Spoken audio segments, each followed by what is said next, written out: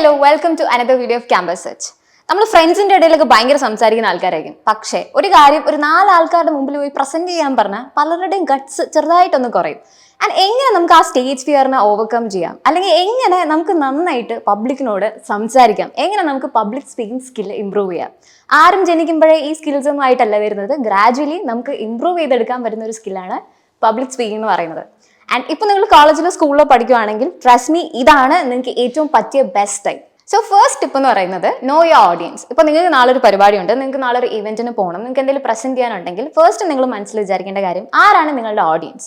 നിങ്ങളുടെ സ്കൂളിൽ നിങ്ങളുടെ കൂടെ പഠിക്കുന്നവരാണോ, അതോ ഏത് ഏജ് കാറ്റഗറിയിലുള്ളവരാണ്? ബിസിനസ് മീറ്റിംഗ് ആണോ, അതോ എന്തെങ്കിലും ബർത്ത്ഡേ ഫംഗ്ഷൻസ് ആണോ? എന്താണ് ഓഡിയൻസ്? എങ്ങനെയുള്ള ആൾക്കാരോടാണ് നിങ്ങൾ സംസാരിക്കാൻ പോകുന്നതെന്നുള്ള കാര്യം ആദ്യം നിങ്ങൾ മനസ്സിലാക്കിയിരിക്കണം.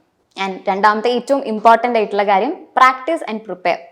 അതായത് നമ്മൾ നല്ല പ്രിപ്പയർ ചെയ്ത് എന്താണ് സംസാരിക്കാൻ പോകുന്നുള്ള കാര്യം വളരെ ഒന്ന് എഴുതുക, നോട്ട് ചെയ്യുക, ഒരു സ്ക്രിപ്റ്റ് ഉണ്ടാക്കുക, ആൻഡ് അത് പ്രാക്ടീസ് ചെയ്യുക. അപ്പോൾ നിങ്ങൾ അവിടെ പോകുമ്പോൾ നിങ്ങൾക്ക് കുറച്ചും കൂടെ കോൺഫിഡൻ്റ് ആയിട്ട് ആ സിറ്റുവേഷൻ ഡീൽ ചെയ്യാനായിട്ട് പറ്റും. അതേസമയം നിങ്ങൾ അത്ര പ്രാക്ടീസ് ചെയ്തല്ല, നിങ്ങൾ പ്രിപ്പയർ ചെയ്യാതെയാണ് പോകുന്നതെങ്കിൽ നമുക്ക് തെറ്റ് പറ്റും, നമ്മൾ അവിടെ ഫംബിൾ ചെയ്യും, നമ്മൾ സ്റ്റോപ്പ് ചെയ്യും. അപ്പോൾ അത് ഗ്രാജുവലി നിങ്ങളുടെ കോൺഫിഡൻസിനെ എഫക്ട് ചെയ്യും. മൂന്നാമത്തെ ടിപ്പ് എന്ന് പറയുന്നത് focus on your body language. നമുക്കറിയാം body language important part of communication ആണല്ലേ. നോൺ വെർബൽ കമ്മ്യൂണിക്കേഷൻ ആണ് നമ്മുടെ ബോഡി പോസ്റ്റേഴ്സ് അല്ലെങ്കിൽ ഐ കോൺടാക്ട് എന്ന് പറയുന്നത്.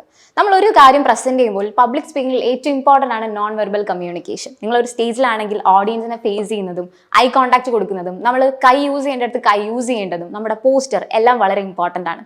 So focus on your body language. And നാലാമത്തെ ടിപ്പ് എന്ന് പറയുന്നത് practice in front of a mirror. ഇപ്പം നിങ്ങൾക്കൊരു സ്ക്രിപ്റ്റ് ഉണ്ട്, നിങ്ങളെല്ലാം പ്രിപ്പയർ ചെയ്ത് വെച്ചിട്ടുണ്ടെങ്കിൽ ഒരു കണ്ണാടിയുടെ മുന്നിൽ പോയിട്ട് നിങ്ങളത് പറഞ്ഞു നോക്കുക.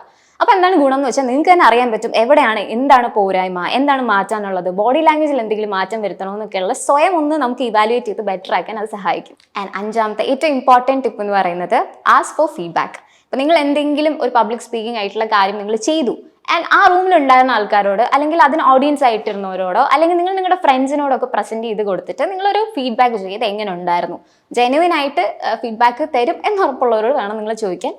അപ്പോൾ അതിൽ നിന്നൊരു ഫീഡ്ബാക്ക് കിട്ടിയാൽ നമുക്ക് മനസ്സിലാവും എന്ത് ഇമ്പ്രൂവ് ചെയ്യണം, എവിടെയൊക്കെയാണ് മാറ്റം വരുത്തേണ്ടതെന്നുള്ള കാര്യങ്ങളൊക്കെ. So ask for A feedback.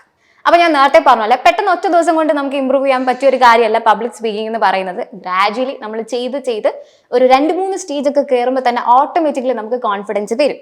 അപ്പോൾ ഈ പറഞ്ഞ കാര്യങ്ങളോട് മനസ്സിൽ വെച്ചിട്ടാണ് നിങ്ങൾ പോകുന്നതെങ്കിൽ നിങ്ങൾക്ക് നന്നായിട്ട് പ്രസന്റ് ചെയ്യാൻ പറ്റും, നിങ്ങളുടെ സ്കിൽസ് ഭയങ്കരമായിട്ട് ഇമ്പ്രൂവ് ചെയ്യും. അപ്പോൾ നമുക്ക് അടുത്ത ഇൻഫോർമേറ്റീവ് വീഡിയോ ആയിട്ട് വീണ്ടും കാണാം. അതുവരേക്കും this is me Kanchana saying bye, see U.